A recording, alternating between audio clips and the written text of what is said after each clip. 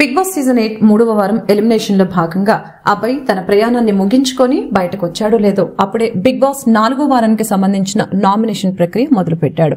ఇక big boss house లో మీరు నామినేషన్ చేసే సమయం ఆసనమైందంటూ తెలియచేయగా గార్డెన్ ఏరియాలో ఒక మంటని అలాగే హౌస్ మేట్స్ ఉన్న ఫోటోలను పెట్టారు. ఇక మీరు ఇంటి సభ్యుల్లో ఇద్దరిని ఎవరినైనా నామినేట్ చేయాలని అనుకుంటున్నారో వారి ఫోటోల్ని తీసుకువెళ్లి ఆ మంటలో వేసి తగిన కారణాలు చెప్పాలని బిగ్ బాస్ తెలిపాడు. ఇక ఈ నామినేషన్స్ పర్వం నువ్వా నేనా అన్నట్లుగా కొనసాగిందని చెప్పొచ్చు.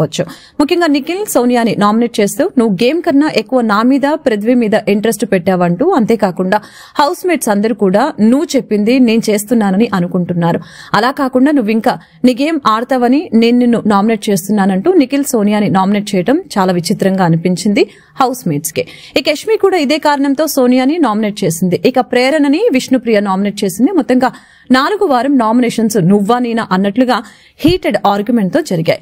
ఇప్పటి వరకు జరిగిన నామినేషన్ ఒక ఎత్తైతే 4వ వారానికి సంబంధించిన నామినేషన్స్ మరొక ఎత్తని చెప్పొచ్చు. మరి ముఖ్యంగా 4వ వారానికి సంబంధించిన నామినేషన్స్ లోకి ఎంతమంది వచ్చారు ఏంటనేది నెక్స్ట్ వీడియోలో చూద్దాం.